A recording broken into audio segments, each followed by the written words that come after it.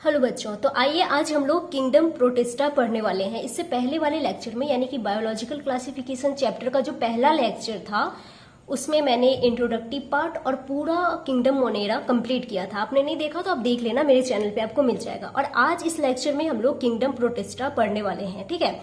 तो देखिए क्या लिखा है, ऑल यूनिसेलुलर यूकैरियोट्स यानी कि जितने भी सिंगल सेल्ड यानी कि यूनिसेलुलर यूकैरियोट्स थे उनको किंगडम प्रोटिस्टा में रखा गया है। आर.एच. व्हिटेकर का 5 किंगडम क्लासिफिकेशन के अकॉर्डिंग पढ़ रहे हैं। तो आर.एच. व्हिटेकर ने क्या किया कि जितने भी यूनिसेलुलर यूकैरियोट्स थे उन सभी को कहाँ रखा, किंगडम प्रोटिस्टा में रखा, ठीक है। अब आगे एनसीईआरटी लिखती है कि boundaries of this kingdom are not well defined, यानी कि इस किंगडम की जो बाउंड्रीज हैं, जो सीमाएं हैं, वो वेल डिफाइंड नहीं है। क्यों नहीं है? क्योंकि देखिए कि आर.एच. व्हिटेकर ने क्या किया कि इस दुनिया के जितने भी सिंगल सेल्ड यानी कि यूनिसेलुलर यूकैरियोट्स है उनको किंगडम प्रोटिस्टा में रखा, चाहे उनके पास सेल वॉल है नहीं है, ऑटोट्रॉप्स हैं, हेट्रोट्रॉप्स हैं, कोई मतलब नहीं है। जितने भी यूनिसेलुलर यूकैरियोट्स हैं वो किंगडम प्रोटिस्टा में आएंगे। तो किसी एक साइंटिस्ट के लिए अगर कोई प्लांट है तो आर.एच. व्हिटेकर के अकॉर्डिंग वो क्या है, वो फोटोसिंथेटिक प्रोटिस्ट है। तो इसीलिए कहते हैं ना कि आर.एच. व्हिटेकर ने जो किंगडम प्रोटिस्टा है इसकी जो बाउंड्रीज है वो सही से डिफाइन नहीं किया, ठीक है। अब देखिए, अब जो किंगडम प्रोटिस्टा के मेंबर्स हैं ये प्राइमरली एक्वाटिक होते हैं, ठीक है, मतलब पानी में मिलते हैं। पी से प्रोटिस्टा, पी से पानी में मिलते हैं, ठीक है, आप ऐसे याद रख सकते हैं। अब क्या है, this kingdom forms a link with others dealing with plants, animals and fungi. देखिए आप याद कीजिए, जब मैंने आपको 5 किंगडम क्लासिफिकेशन पढ़ाया था तो वहां पे मैंने जब आपको 5 किंगडम का एवोल्यूशन बताया था तो वहां पे मैंने आपको बताया था कि सबसे पहले मोनेरा आए, उसके बाद प्रोटिस्टा, और फिर प्रोटिस्टा से ही फंजाई, प्लांटी एंड एनिमिलिया आए। तो एक तरह से ये जो प्रोटिस्टा है वो इन तीनों किंगडम के बीच में लिंक का काम कर रहा है, ठीक है। यहां तक क्लियर है? अब चलिए अब आगे देखते हैं।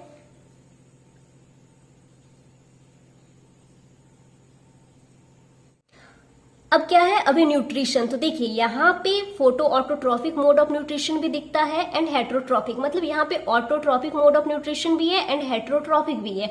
ऑटोट्रॉफिक में भी फोटो ऑटोट्रॉफिक, ध्यान रखिएगा कि किंगडम प्रोटिस्टा में कीमो ऑटोट्रॉफ्स नहीं होते हैं।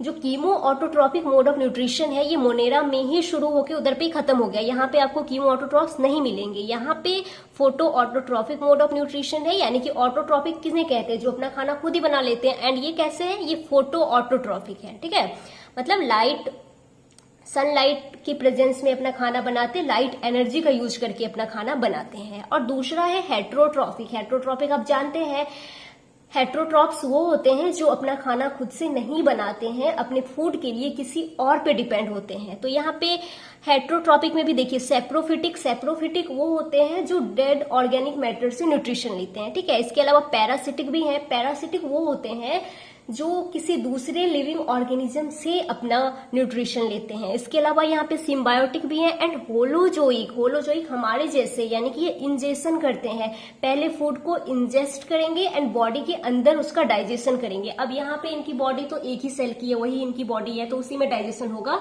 इस पॉइंट को आगे हम समझेंगे। अब चलिए अब आगे बढ़ते हैं। अब यहाँ पे हम बात करते हैं लोकोमोशन की, ठीक है। अब यहाँ पे हम बात करने वाले हैं लोकोमोशन की।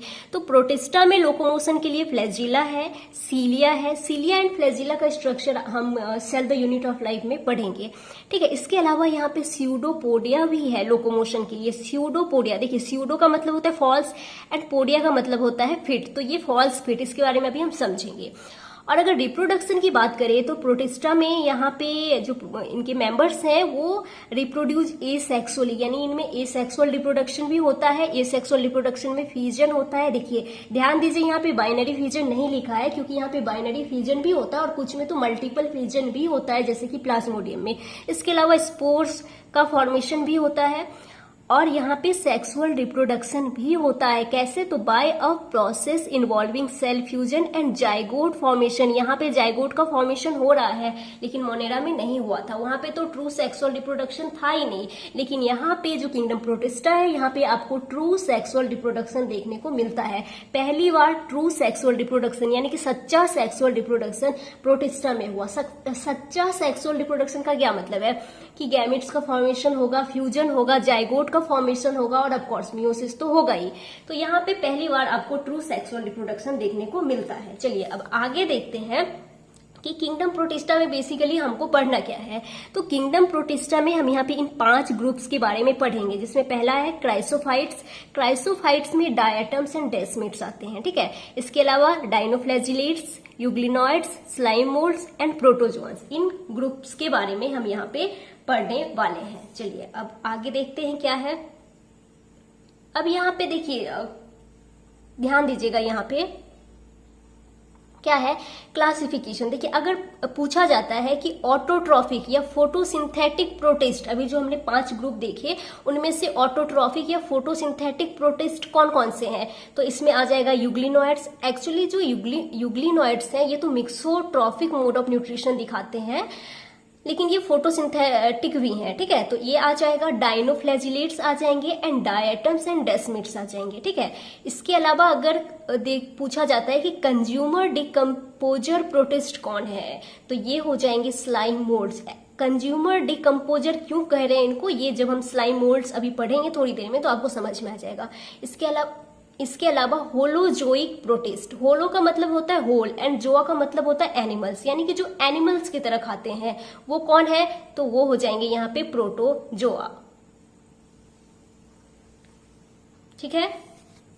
हाँ जी, तो अब चलिए अब आगे बढ़ते हैं और देखिए प्रोटिस्टा में आपको भांति भांति तरह के प्राणी मिल जाएंगे, भांति भांति तरह के जीव मिल जाएंगे। तो चलिए इनके बारे में पढ़ते हैं। तो सबसे पहले यहाँ पे हम स्टार्ट करने वाले हैं डाइनोफ्लैजिलेट्स से, ठीक है। ये मोस्टली मेराइन यानी कि ये ज़्यादातर जो है ये मेराइन वाटर में मिलते हैं, यानी कि समंदर में मिलते हैं, ओशियन में मिलते हैं, ठीक है। ये फोटोसिंथेटिक है, अपना खाना खुद ही बनाते हैं फोटोसिंथेसिस से।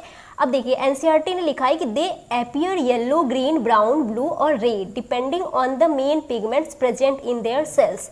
कि एनसीईआरटी ऐसा लिखती है, एनसीईआरटी का कहना है कि जो डाइनोफ्लैजिलेट्स हैं ये येलो, ग्रीन, ब्राउन, ब्लू और रेड दिखते हैं depending on the main pigments present in their sales.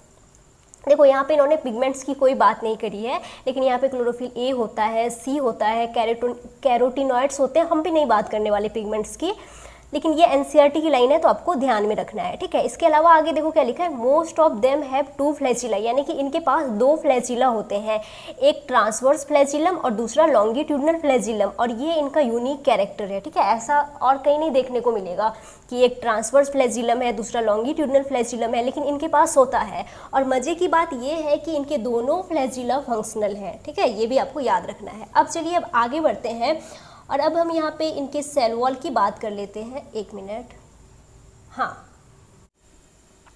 तो आइए यहाँ पे हम इनके सेल वॉल की बात करते हैं। तो देखिए इनका जो सेल वॉल है ना, क्या लिखा है, सारी की सारी एनसीईआरटी की लाइन है, ध्यान से समझिए। Cell wall has stiff cellulose plates on the outer surface, यानी कि इनकी जो सेल वॉल है ना, इनकी सेल वॉल के आउटर सरफेस पे सेल्यूलोज की स्टिफ यानी कि करी प्लेट्स होती हैं। आप देखो मैं एनसीईआरटी का ही डायग्राम दिखाती हूँ। यहाँ पे ये देखिए, ये है डाइनोफ्लैजिलेट्स, ठीक है। इनमें 2 फ्लैचिला होता है, एक लॉन्गिट्यूडनल और एक ट्रांसवर्स। और यहाँ पे ये देखिए, ये इनकी जो सेल वॉल है वो प्लेटेड फॉर्म में होती है। यहाँ पे देखिए ये सेल्यूलोज की प्लेट्स हैं, ठीक है, तो प्लेटेड फॉर्म में सेल वॉल होती है। ये एनसीईआरटी में डायग्राम दिया है डाइनोफ्लैजिलेट का, तो आप देख सकते हैं। तो यहाँ पे ध्यान दीजिएगा कि सिंपल वे में मैंने यहाँ पे लिख दिया है कि सेल वॉल किसकी बनी है, सेल्यूलोज की, और सेल वॉल जो है वो प्लेटेड फॉर्म में है, आपने डायग्राम में भी देखा। अब चलिए अब और आगे देखते हैं क्या है। तो यहाँ पे देखिए कि गोन्यूलेक्स रेड डाइनोफ्लैजिलेट है, ठीक है। ये क्या करता है ना, ये सी वाटर सरफेस पे एक्सेस ग्रोथ कर जाता है। क्या करता है, सी वाटर सरफेस पे एक्सेस ग्रोथ कर जाता है। कैसे, तो रैपिड मल्टीप्लिकेशन करके ये सी वाटर सरफेस पे एक्सेस ग्रोथ कर जाता है। और क्या करता है, make the sea appear red, और इस वजह से जो सी है ना समंदर, वो भी कैसा दिखने लगता है, लाल दिखने लगता है। और इसको कहते हैं रेड टाइड्स, लहरें जब आती हैं तो वो लाल ऐसे करके चलता है, तो इसको क्या कहते हैं, रेड टाइड्स। तो याद रखिएगा, गोन्यूलेक्स रेड डाइनोफ्लैजिलेट है जो कि सी वाटर सरफेस पे एक्सेस ग्रोथ कर जाता है रैपिड मल्टीप्लिकेशन करके, और make the sea appear red, और इसे क्या कहेंगे, रेड टाइड्स। अब चलिए अब आगे देखिए यहाँ पे कि गोन्यूलेक्स एंड जिम्नोडियम, ये डाइनोफ्लैजिलेट्स हैं, ठीक है। ये जब एक्सेस एक्सेस ग्रोथ जब कर जाते हैं ना, रैपिड मल्टीप्लिकेशन करके जब ये एक्सेस ग्रोथ कर जाते हैं तो फिर ये क्या करते हैं, ये रिलीज टॉक्सिन्स, ये टॉक्सिन्स रिलीज करते हैं पानी में, जैसे कि सेक्सी टॉक्सिन। और ये जो टॉक्सिन्स हैं ये क्या करते हैं, kill other marine animals such as fishes, ये दूसरे समुद्र में रहने वाले जो दूसरे जीव हैं जैसे कि फिशेस, इनको किल कर देते हैं। और ये ह्यूमन में पैरालिसिस भी कॉज करते हैं। अब आप कहेंगे कि ह्यूमन तो समंदर में रहता नहीं, तो ह्यूमन में कैसे? हाँ, ह्यूमन समंदर में नहीं रहता, लेकिन ह्यूमन तक फूड चैन से पहुंचता है, क्योंकि मछलियाँ इनको खाती हैं और मछलियों को ह्यूमंस, तो इस तरह से पहुंचता है, ये भी आपको याद रखना है। अब चलिए यहाँ पे डाइनोफ्लैजिलेट्स जो है वो ख़त्म होता है। अब अगला ग्रुप हमारा जो यहाँ पे है वो है क्राइसोफाइट्स। आप जानते हैं क्राइसोफाइट्स में डायटम्स एंड डेस्मिड्स आते हैं। एक मिनट, ठीक है। और ये कहाँ मिलते, देखिए आपके एनसीईआरटी में ना, एनसीईआरटी ने तो डायटम्स का ही ज़्यादा डिस्क्रिप्शन प्रोवाइड करा है, तो हम भी वही पढ़ेंगे, ठीक है। तो अब देखिए क्राइसोफाइट्स जो है, क्राइसोफाइट्स ये कहाँ मिलते हैं, फाउंड बोथ, ये फ्रेश वाटर में भी मिलेंगे, मैरीन वाटर में भी मिलेंगे। फ्रेश वाटर जैसे कि रिवर में, पॉन्ड में, एंड मैरीन समंदर में भी मिलेंगे। ये माइक्रोस्कोपिक होते हैं, मतलब बहुत छोटे होते हैं, ठीक है। और ये वाटर सरफेस पे पैसिव फ्लोट करते हैं, कि वाटर सरफेस पे ये पैसिव फ्लोट करते हैं, ठीक है। इसका क्या मतलब है कि इसका मतलब ये है कि इनके पास कोई मोटिलिटी स्ट्रक्चर नहीं है, ठीक है। पैसिवली फ्लोट कर रहे हैं, मतलब एनर्जी खर्च नहीं हो रही है। पैसिवली फ्लोट का मतलब है कि लहरें जिधर ले जाएंगी, मुंह उठा के उधर चले जाएंगे। अब ध्यान रहे, इनके पास मुंह वगैरह ऐसा कुछ है नहीं, क्योंकि ये यूनिसेलुलर है ना, तो लहरें जिधर लेके जाएंगी उधर वो चले जाएंगे। और पैसिव फ्लोट करने वाले को प्लैंक्टन्स कहते हैं, ठीक है, ये याद रखिएगा। यहाँ पे देखिए इनका जो स्टोर्ड फूड होता है ना, ल्यूकोसिन एंड फैट, तो जो फैट है ना यहाँ पे लो मॉलिक्यूलर वेट फैट होता है, वो इनको जो है फ्लोटिंग में रिस्पॉन्सिबल होता है, इनको डूबने नहीं देता, इनको फ्लोट करवाता है, ठीक है। अब चलिए अब आगे देखते हैं। अब आइए अब देखते हैं आगे क्या है। सारी की सारी एनसीईआरटी की पॉइंट्स यहाँ पे मैंने आपके लिए लिखा है। मोस्ट ऑफ देम फोटोसिंथेटिक, ये कैसे फोटोसिंथेटिक है? अब देखिए डायटम्स जो है ना, ये चीफ प्रोड्यूसर्स इन ओशियंस हैं। इसका क्या मतलब है कि ओशियन में जितना ऑर्गेनिक फूड बनता है ना, उसका मैक्सिमम यही बनाते हैं, ठीक है। अब देखो, अब आगे डायटम जो है, डायटम्स की सेल वॉल का बात किया गया है कि इन डायटम्स में the cell walls form two thin overlapping cells which fit together as in a soap box, कि जो डायटम्स है ना, इनमें जो इनकी सेल वॉल होती है ना, ये दो थिन ओवरलैपिंग सेल्स बनाती हैं, which fit together as in a soap box. और ये ऐसे फिट होते हैं जैसे कि साबुनदानी की डिब्बी। इसका डायग्राम मैं आपको दिखाती हूँ, एक मिनट, ये मैं पहले हटा देती हूँ। यहाँ पे आप ये देखो, ये है डायग्राम, आप यहाँ इससे समझेंगे। हाँ, तो देखिए यहाँ पे डायटम्स की जो सेल वॉल है वो ऐसी होती है ना, दो पार्ट्स में होती है। ये ऊपर वाली जो है इसे कहते हैं एपिथीका और नीचे वाली को हाइपोथीका कहते हैं। एक्चुअली देखिए ऐसे बोलना चाहिए कि जो ओवरलैप कर रही है ये है एपिथीका और जो ओवरलैप हो रही है ये है हाइपोथीका, ठीक है। और जहाँ पे ये एक दूसरे को ओवरलैप कर रहे हैं इसे कहते हैं गर्डन, और इन तीनों को मिला के सेल या थीका या फ्रस्ट्यूल कहते हैं, ठीक है। और देखिए ये दोनों एक दूसरे के ऊपर ऐसे जैसे साबुनदानी की डिब्बी के जैसे, ठीक है, फिट हो रहे हैं एक दूसरे में ऐसे साबुनदानी की डिब्बी की जैसे। अब देखो, अब जो सेल वॉल है इनकी डायटम्स की, ये बनी है सेल्यूलोज की, लेकिन इसमें जो है वो सिलिका एम्बेडेड है, ठीक है। और सिलिका के एम्बेडेड होने की वजह से इनकी जो सेल वॉल है वो हो जाती है इनडेस्ट्रक्टिबल। ये देखिए जो ऑर्गेनिज्म है ये तो कई सालों से पैदा हो रहे हैं, मर रहे हैं, ठीक है। तो ये जब मरते हैं ना, तो इनकी जो सेल वॉल है वो डिकम्पोज नहीं हो पाती है, और ये इनके हैबिटाट्स में इनके सेल वॉल के जो डिपोजिशंस हैं वो इकट्ठे होने लगते हैं। समंदर के नीचे ये ऐसे इकट्ठे होने लगते हैं सेल वॉल के डिपोजिशंस, और कई सालों से जो ये डिपोजिशंस सेल वॉल के इकट्ठे हुए हैं उन्हें कहते हैं डायटोमेसिस अर्थ। और जब ह्यूमंस को इस ह्यूज क्वांटिटी के बारे में पता चला तो उन्होंने क्या करा, उसको वहाँ से निकाल के लाए और फिर अपने काम में लेना शुरू किया। यही सारी बातें यहाँ पे एनसीईआरटी में लिखी है, आप एक बार देख लीजिए। हाँ, एक मिनट लिखिए कि इन डायटम्स, ये वाली लाइन तो मैं बता चुकी हूँ। अब यहाँ पे देखिए, the walls are embedded with silica, silica है, and thus the walls are indestructible, समझा चुकी हूँ। अब चलिए आगे देखिए क्या है कि 10 diatoms have left behind large amount of cell wall depositions in their habitat. ये समझा चुकी हूँ।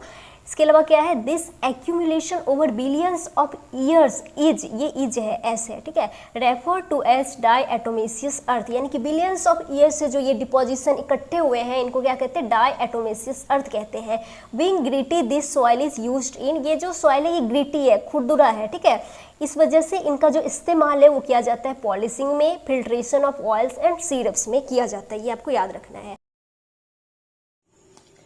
तो यहाँ पे हमने क्राइसोफाइट्स कंप्लीट किया है। अब चलिए अब आगे बढ़ते हैं और अब हम यहाँ पे बात करने वाले हैं यूग्लिनॉइड्स की, ठीक है। इसका एग्जाम्पल है यूग्लिना। अब ये मिलते कहाँ हैं, तो ये मिलते हैं फ्रेश वाटर में। फ्रेश वाटर में भी स्टेगनेंट वाटर में, यानी कि स्थिर पानी में, ठहरा हुआ पानी में, जैसे पॉन्ड में, ठीक है। अब यहाँ पे ध्यान दीजिए कि इनमें सेल वॉल एब्सेंट है, इनमें सेल वॉल नहीं होती है, ठीक है, सेल वॉल यहाँ पे नहीं है। सेल वॉल की जगह पे यहाँ पे पेलिकल प्रेजेंट है। पेलिकल क्या है, प्रोटीन रिच लेयर है। क्या है पेलिकल, प्रोटीन रिच लेयर है। और ये प्रोटीन रिच लेयर जिसे हम पेलिकल कह रहे हैं, ये करती क्या है, तो ये मेक्स देयर बॉडी फ्लेक्सिबल, इनकी बॉडी को फ्लेक्सिबल बनाती है, लचीली बनाती है। और साथ में याद रखिएगा यहाँ पे भी दो फ्लैजिला है, एक होती है शॉर्ट फ्लैजिलम, फ्लैजिलम सिंगुलर होता है, फ्लैजिला प्लूरल होता है, ठीक है। तो एक शॉर्ट है, दूसरी लॉन्ग है। जो लॉन्ग है ये फंक्शनल है, ये इससे लोकोमोशन होता है, याद रखिएगा। और यहाँ पे मिक्सोट्रॉफिक मोड ऑफ न्यूट्रिशन देखने को मिलता है। ये कैसे, तो आइए इसको समझ लेते हैं। देखिए क्या है कि जब सनलाइट है, सनलाइट की प्रेजेंस में, देखिए यहाँ पे लिखा भी है, in presence of sunlight, sunlight की उपस्थिति में ये जो है यूग्लिनॉइड्स ये मस्त फोटोसिंथेसिस करते हैं, है ना। तो ये सनलाइट की प्रेजेंस में कैसे फोटोसिंथेटिक है, यानी ऑटोट्रॉप्स हैं, अपना खाना खुद ही बनाते हैं। कैसे बनाते हैं, फोटोसिंथेसिस से बनाते हैं। इनके पास ना पिगमेंट्स लाइक हायर प्लांट्स की तरह पिगमेंट्स हैं, क्लोरोफिल ए एंड बी, ये देखिए ये डबल एल लिखा है, ठीक है। तो इनके पास हायर प्लांट्स की तरह पिगमेंट्स हैं, क्लोरोफिल ए एंड बी। तो जब सनलाइट है, सनलाइट की उपस्थिति में ये अपना खाना खुद ही बनाते हैं। उस समय ये कैसे हैं, ऑटोट्रॉप्स हैं। लेकिन देखिए क्या हुआ है, डिप्राइव्ड ऑफ सनलाइट, जब सनलाइट नहीं है तो उस कंडीशन में ये बिहेव लाइक हेट्रोट्रॉप्स, ये हेट्रोट्रॉप्स की तरह बिहेव करने लग जाते हैं by predating on other smaller organisms, दूसरे छोटे जीव को पकड़ के खाने लग जाते हैं। तो मतलब देखिए ये तो बहुत ही भयानक है। जब सनलाइट है तो अपना खाना खुद ही बनाएंगे, ऑटोट्रॉप्स हैं। लेकिन जैसे ही सनलाइट नहीं मिलती इनको तो ये हेट्रोट्रॉप्स हो जाते हैं और दूसरे छोटे छोटे जीव को पकड़ के खाने लगते हैं। तो बोला था ना कि प्रोटिस्टा में आपको भांति भांति के जीव मिलेंगे। तो चलिए ये तो कुछ नहीं है। अब आइए अब यहाँ पे हम आगे जो स्लाइम मोल्ड्स की बात करने वाले हैं, ये तो सबसे अजीब है। आइए देखते हैं। जो स्लाइम मोल्ड्स है ना, इनको हम क्या कहते हैं, सेप्रोफिटिक प्रोटिस्ट भी कहते हैं। सेप्रोफिटिक यानी कि ये फंजाई की तरह खाते हैं। सेप्रोफिटिक जो डेड ऑर्गेनिक मैटर से न्यूट्रिशन लेते हैं, सेप्रोफिटिक। और ये प्रोटिस्टा में है तो प्रोटिस्ट। और इसको हम लोग जो है, ये जो स्लाइम मोल्ड्स है ना, इनमें आपको एनिमल्स के भी कैरेक्टर्स देखने को मिलते हैं और फंजाई के भी कैरेक्टर्स देखने को मिलते हैं। जैसे कि अभी हम देखेंगे इनका जो वेजिटेटिव स्टेज है ना, उसमें सेल वॉल प्रेजेंट नहीं होती है और ये एनिमल का कैरेक्टर है। लेकिन इनमें जब रिप्रोडक्शन होता है ना, तो इनमें स्पोर्स का फॉर्मेशन होता है और स्पोर्स में ट्रू सेल वॉल होती है, ठीक है। और फंजाई में भी सेल वॉल है। और इनके ज्यादातर मेंबर्स तो सेप्रोफिटिक होते हैं, फंजाई की तरह खाते हैं। लेकिन इनके कुछ मेंबर्स जो है वो होलोजोइक भी है, एनिमल्स की तरह। अब इनमें सेल वॉल नहीं है वेजिटेटिव स्टेज में, तो इनका स्ट्रक्चर जो होता है ना, वो अमीबॉइड लाइक होता है, ठीक है। और दूसरी ओर इनके पास जब मेरी प्रोडक्शन हम पढ़ेंगे, इनमें फ्रूटिंग बॉडीज बनते हैं, स्पोरेंजिया का फॉर्मेशन होता है जिसमें स्पोर्स बनते हैं और ये फंजाई का कैरेक्टर्स है। तो इसमें जो है वो एनिमल्स एंड फंजाई दोनों के कैरेक्टर्स हैं, इसीलिए इनको हम फंगस एनिमल भी कहते हैं, ठीक है। इनको तो प्रोटिस्टन फंजाई भी कहा जाता है। अब ये मिलते हैं डिकेइंग मटेरियल पे मिलते हैं, ठीक है। देखिए क्या लिखा है कि बॉडी मूव्स, एनसीईआरटी की line, body moves along decaying twigs and leaves engulfing organic material. यानी कि देखिए इनकी जो बॉडी है ना, वो ऐसे फैलती जाती है, जैसे कि सड़ती हुई, गलती हुई, मरी हुई ब्रांचेज हैं, पत्तियां हैं, उनपे ना ये ऐसे फैलते जाते हैं एंड एंगल्फिंग ऑर्गेनिक मटेरियल, और ऑर्गेनिक मटेरियल का भक्षण करते जाते हैं, ठीक है। अब देखो जब सुटेबल कंडीशंस हैं, अंडर सुटेबल कंडीशंस इनकी जो बॉडी है, body aggregates to form plasmodium, plasmodium बनाते हैं जो कि grow and spread over several feet. आप इस पॉइंट को समझेंगे।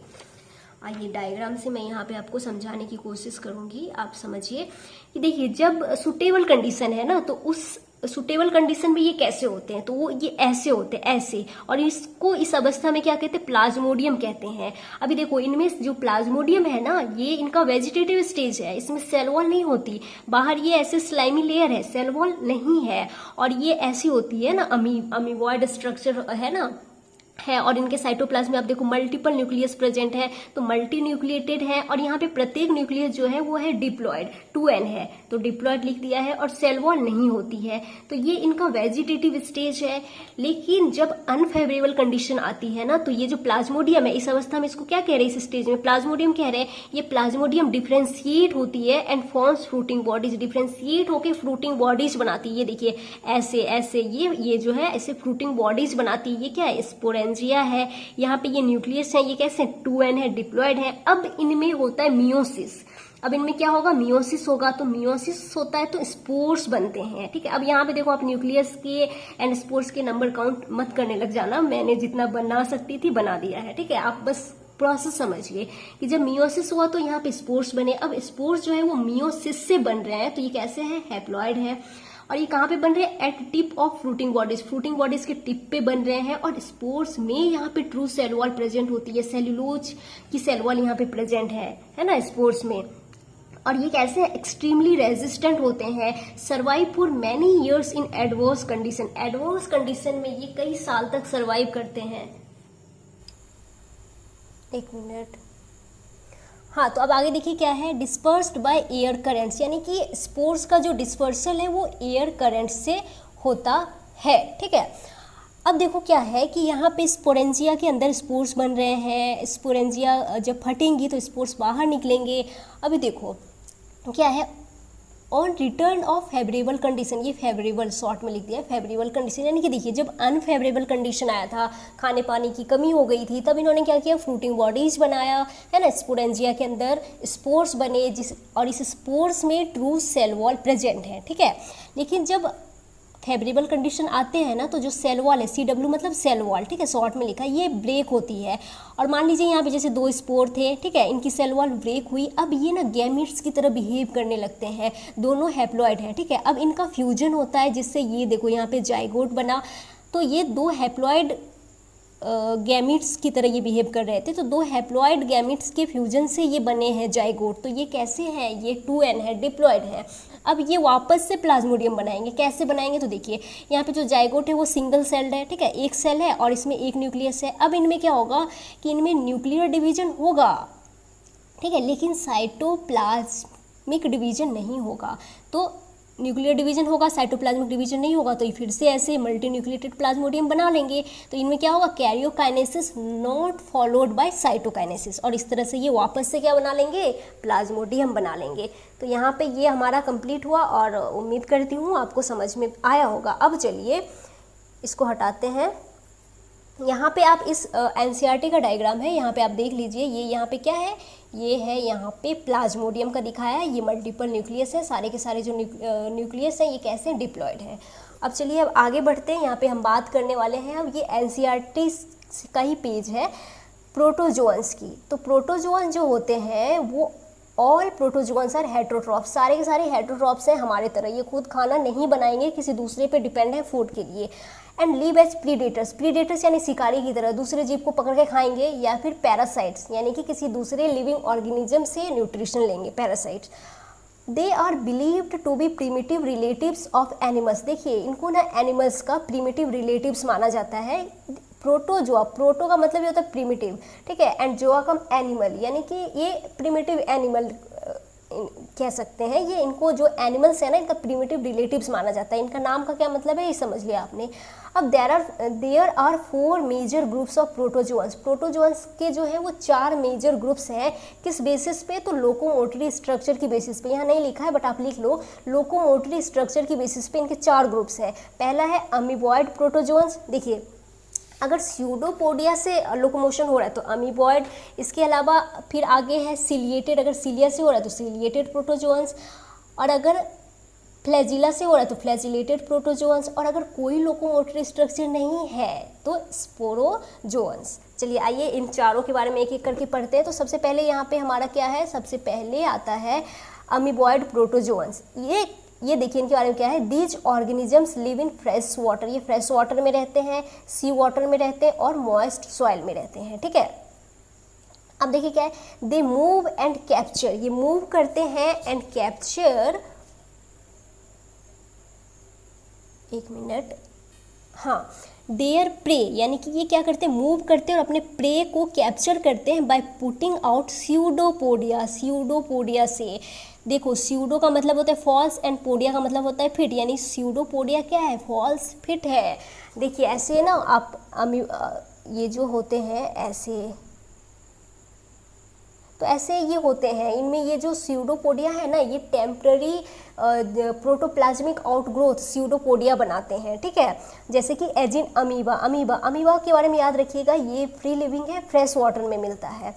अब मैरीन फॉर्म्स, यानी कि जो मैरीन फॉर्म्स हैं, अभी मैंने आपको बताया ना कि जो अमीबॉयड प्रोटोजोअन्स है ये फ्रेश वाटर में है, सी वाटर में है, तो इनमें से जो मैरीन फॉर्म्स है ना, उनके सरफेस पे सिलिका की सेल होती है, ये भी याद रखिएगा। Some of them such is entamoeba और पैरासाइट, जो एंट अमीबा है ये पैरासाइट है, अमीबा फ्री लिविंग है, ठीक है। और इसके बारे में हम पढ़ेंगे, ये पैरासाइट है, ह्यूमन हेल्थ एंड डिजीज में इसके बारे में पढ़ेंगे। इसके अलावा अगला कैटेगरी है flagellated protozoans, the member of this group are either free living और पैरासिटिक। इस ग्रुप के भी जो मेंबर्स हैं या तो फ्री लिविंग होंगे या पैरासिटिक होंगे। इनके पास ऑफ कोर्स फ्लैजिला होगा लोकोमोशन के लिए। The parasitic form cause disease such as sleeping sickness, इनमें से जो पैरासिटिक फॉर्म है ना वो डिजीज करते हैं, ठीक है, such as sleeping sickness. Examples है ट्रिपेनोसोमा, ये आपको याद रखना है, इसके बारे में भी ह्यूमन हेल्थ एंड डिजीज वाले चैप्टर में बात करेंगे। अगला है ciliated protozoans, these are aquatic, ये एक्वेटिक होते हैं, एक्टिवली मूविंग ऑर्गेनिजम्स। यहाँ पे याद रखिएगा एक्टिवली मूविंग ऑर्गेनिजम्स हैं ये, because of presence of thousands of cilia, इन पे ना इनके पास थाउजेंड्स ऑफ सीलिया हैं और उसकी वजह से इनमें जो है वो ये मूव कर रहे हैं, तो एक्टिवली मूविंग ऑर्गेनिजम्स हैं। सीलिया से मूवमेंट हो रहा है ना, तो actively. They have a cavity that opens to the outside of the cell surface. The coordinated movement of rows of cilia cause the water laden with food to be, ये देखिए ये सारे पॉइंट्स ना यहाँ पे मैं पढ़ दूंगी, आपको कुछ समझ में नहीं, डायग्राम से समझ लेते हैं। यहाँ पे मैंने ये पैरामीशियम का डायग्राम बनाया है, एक मिनट।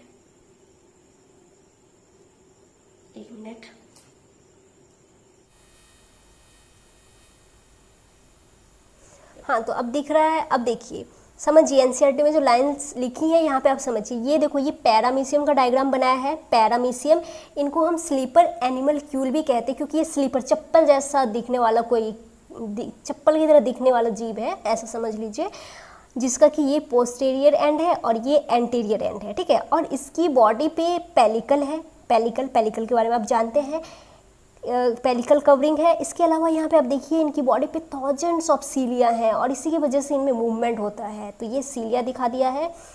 अब देखो ध्यान दीजिएगा, यहाँ पे ये कॉन्ट्रैक्टाइल वैक्यूल हैं, यहाँ पे इनके पास 2 कॉन्ट्रैक्टाइल वैक्यूल हैं। देखिए जितने भी फ्रेश वाटर प्रोटोजोन्स हैं, फ्रेश वाटर फॉर्म में कॉन्ट्रैक्टाइल वैक्यूल होता है, ये आप जानते हैं, चाहे वो अमीबा है चाहे पैरामीशियम है। अमीबा में 1 कॉन्ट्रैक्टाइल वैक्यूल होता है, यहाँ पे 2 कॉन्ट्रैक्टाइल वैक्यूल होता है। तो फ्रेश वाटर फॉर्म में कॉन्ट्रैक्टाइल वैक्यूल होता है ऑस्मो रेगुलेशन के लिए, ये आप जानते हैं। अब देखो यहाँ पे इनके बॉडी की एक साइड में ये क्या है, ये है ऑरल ग्रूव, इसमें भी सीलिया है, ठीक है। अब इनकी बॉडी पे ये जो सीलिया है ना, ये जो सीलिया है ये कोऑर्डिनेटेड, सीलिया के कोऑर्डिनेटेड मूवमेंट की वजह से जो है वो पानी जो है, पानी यहाँ पे एंटर होगा और पानी में इनका फूड भी है, ठीक है। तो वो फूड भी यहाँ पे एंटर होगा और ये फूड कहाँ पे चला जाएगा, यहाँ पे ये देखिए ये गलेट है, फूड गलेट में चला जाएगा और गलेट से ये यहाँ पे फूड वैक्यूल, यहाँ पे फूड आ गया। अब जो फूड का डाइजेशन है ना वो फूड वैक्यूल्स में होगा, ये फूड वैक्यूल है, ये देखिए ये फूड वैक्यूल है, इधर पे यहाँ पे भी ये भी फूड वैक्यूल्स हैं। तो फूड वैक्यूल्स में डाइजेशन हो रहा है, मतलब इंट्रा सेल्यूलर डाइजेशन है, सेल के अंदर डाइजेशन हो रहा है, ठीक है। तो यहाँ पे फूड वैक्यूल्स के अंदर डाइजेशन होगा। अब जो अनडाइजेस्टेड फूड है वो यहाँ से ऐसे बाहर निकल जाता है। और यहाँ पे ये दिखाया गया ट्राइकोसिस्ट, ये डिफेंस के लिए है, इसके बारे में उतना ध्यान नहीं देना।